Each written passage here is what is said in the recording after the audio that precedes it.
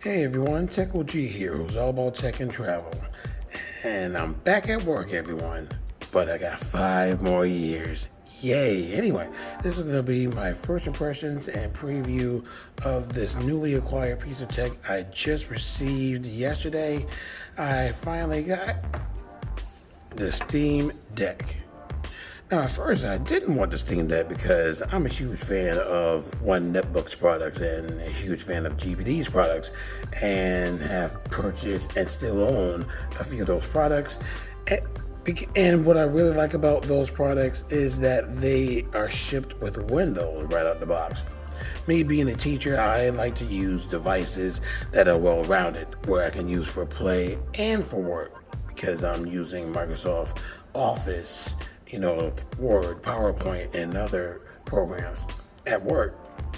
And I'm definitely not familiar with Linux, so using this out of the box would not be ideal for me as far as work productivity.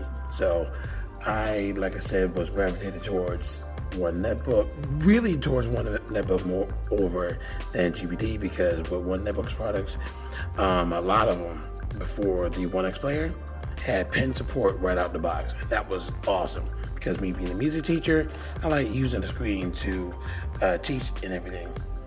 But like I said, I came to get this device because I could not resist the price of the base model of this device. $400, you can't beat that with a stick for any handheld PC. That is cheap, and it has really good specs.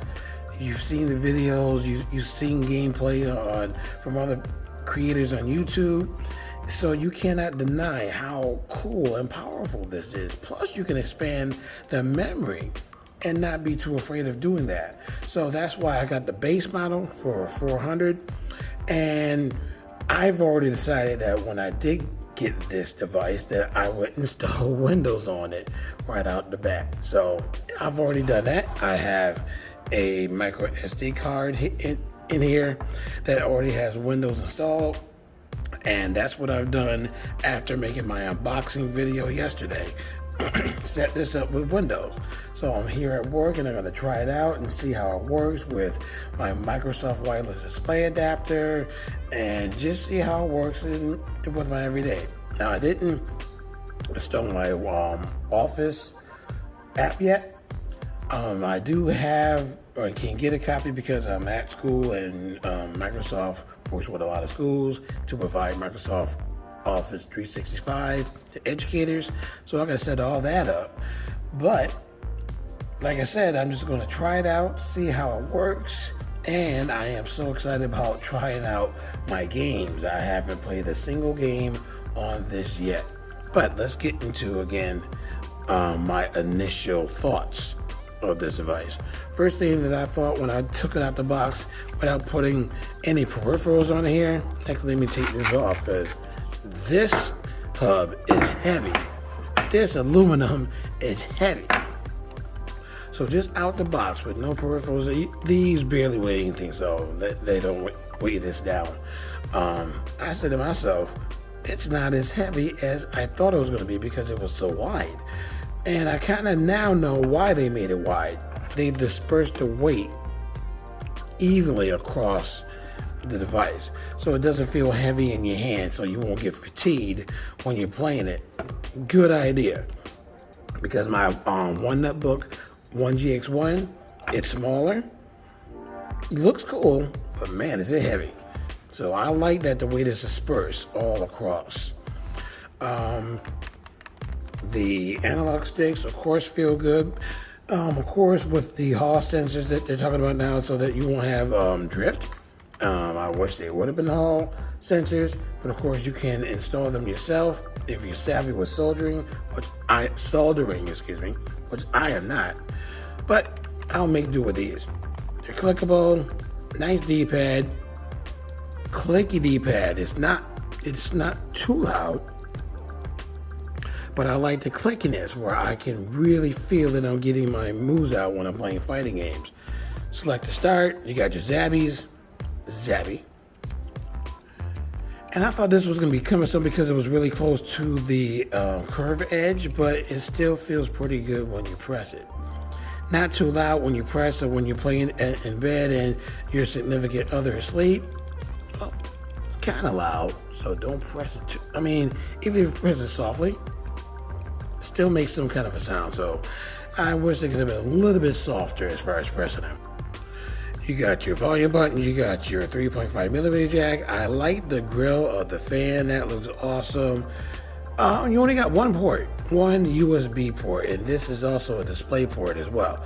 Now, I wish they could have had another port on the bottom to dock and to add more peripherals and whatnot. But I'll have to make do with this. I have a USB hub on order on Amazon, and I hope that works out a lot better than this one, because again, this has a lot of cool ports and a USB Type-C PD port, power delivery for charging, 100 watts, HDMI, micro SD cards. It's pretty awesome, but heavy. Adds weight to this. So my new one that's coming in the mail, I hope that doesn't add much weight to this.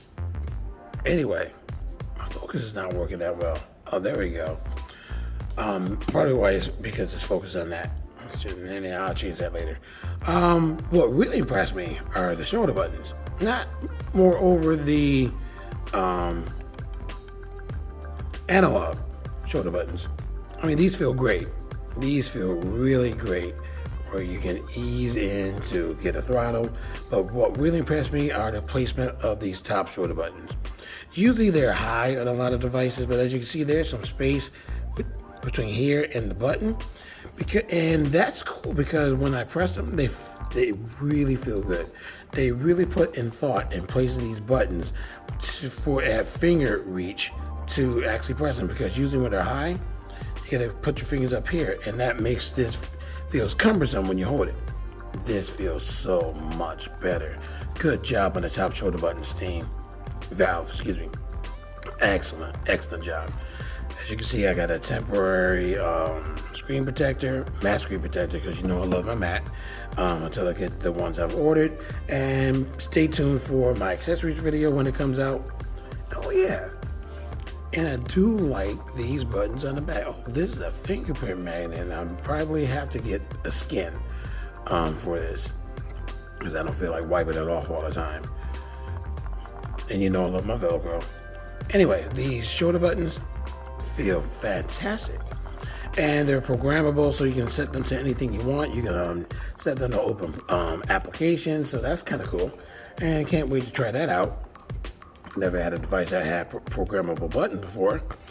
And that's pretty much it.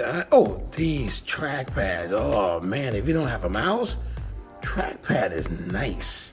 Really nice. Has a little haptic feel when you use it. And when you slide your thumb across, the mouse goes all the way across the screen. That is cool. So it doesn't just cover a small amount on the screen. All of it. So you don't have to keep going like this to move the mouse arrow. One swipe goes right over. It is awesome, I'm telling you. Great job, Valve, on the trackpads. Can't wait to use those. Anyway, that's my initial impressions and quick preview of my device. I gotta hurry up and set up because the alarm's gonna ring and I don't want that to be in the video. So stay tuned for my review, my initial testings and just regular testings of this device, and definitely my accessories video, because you know that I love to find the best accessories for any device that I have. So stay tuned for those future videos. If you enjoyed my preview, definitely leave that thumbs up. Subscribe to my channel if you haven't done so already. Tell your friends about my channel, and I hope to see you in my next video.